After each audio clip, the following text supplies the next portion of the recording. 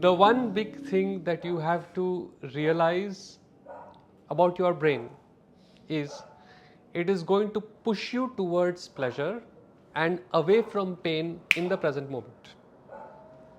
Okay? It is not bothered about the consequences of your action. So anything that is pleasurable, it will want to do. Anything that is painful, it will want to avoid right now. Okay, we all know that okay, exercise is great and it gives you a fantastic body and makes you healthy, but that's in the future. Right now, exercise is painful, so we don't do it. That's how the brain works.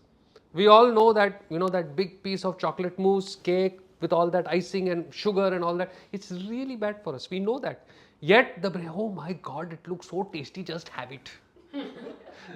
Because the brain is going to look for making you feel good in the present and take you away from pain in the present. This is a programming. Accept it. And now this is your body chemistry. Accept it. And now see how you can play with it. Okay. So, say you want to learn how to play the guitar. Alright. Now, if you walk in after a full day's work and sit on that couch, alright, and there's a huge TV in front of you with the remote control just next to it, and your guitar is nicely wrapped up in its cover upstairs in your bedroom because you don't want to spoil the guitar. You know what your brain will say? Oh, forget about the guitar, you know, just take the remote and play. Easy, pleasurable. So now what do? You take your remote control, you lock it in a cupboard, you take the key, you lock that in another cupboard. You take your guitar, bring it down and put it on the couch, remove it from its cover, leave it there. Now when you come home from work, the TV is there, but the remote control is upstairs in a cupboard which is locked, and so it's just easier right now to play the guitar. So you will pick up the guitar. So you need to make it easier for yourself to do the stuff you want to do, and you need to make it difficult for yourself to do the stuff that you don't want to do. Does that make sense? Yeah. So you want to go off sugar.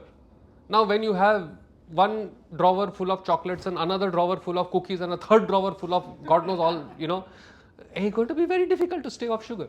But if you get rid of all that, call your friends over, especially the people you don't like, feed them the sugar. Okay? And you have no more sugar products in your house.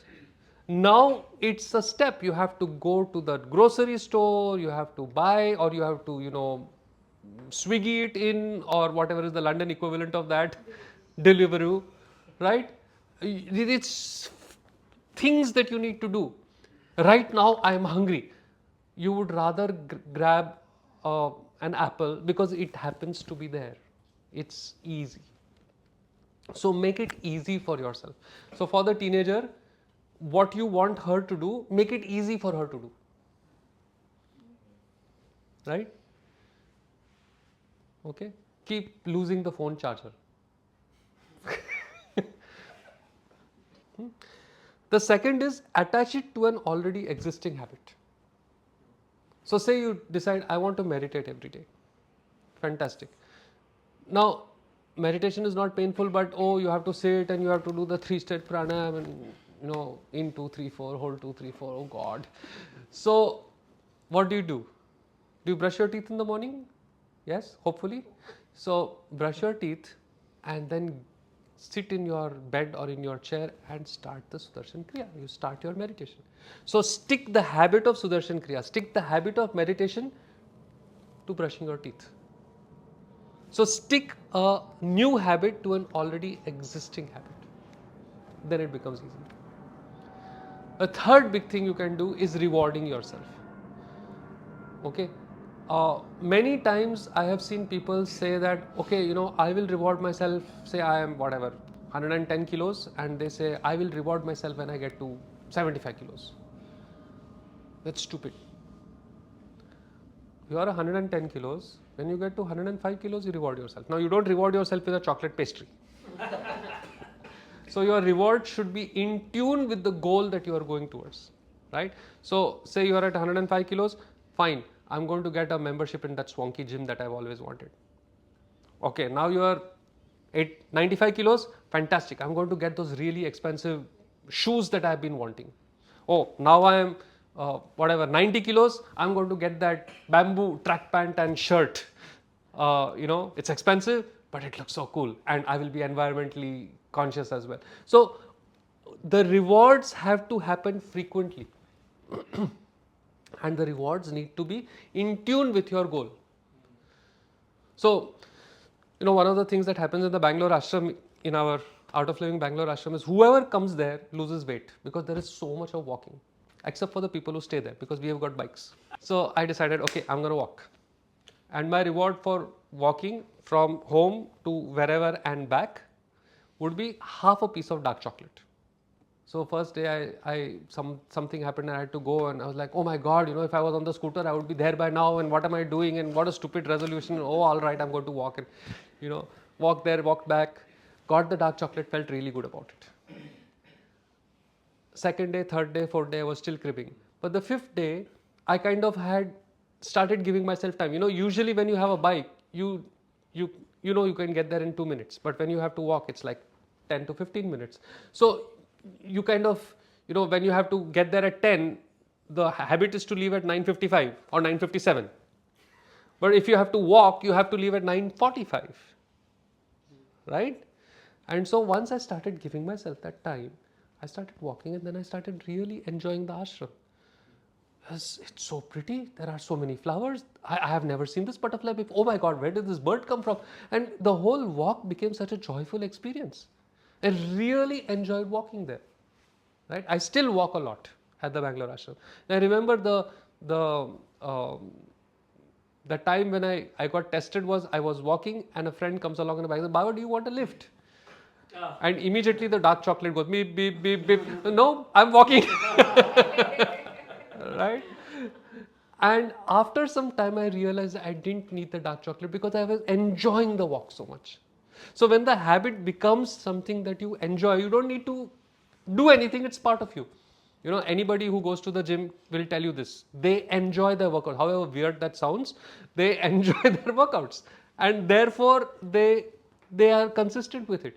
But for people who are non-gymmers, who don't exercise too often, when they go in the gym and they see people lifting like 100 kilos and all that, they just take a look at that, take a photo and go away. Okay, they can do it. Right? Oh, and that brings me to the next thing. It's okay to make a fool of yourself.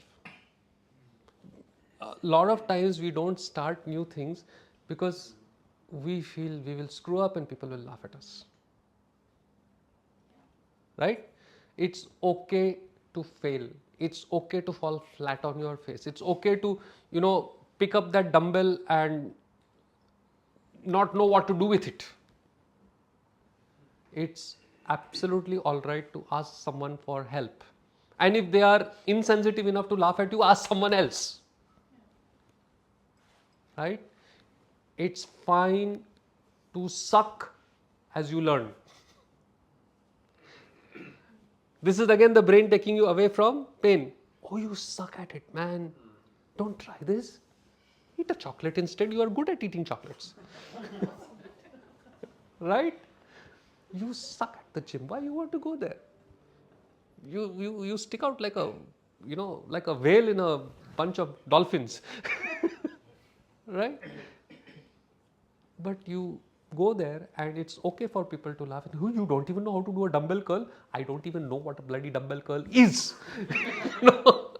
And you learn. And sooner or later you start enjoying it. And then it's a habit.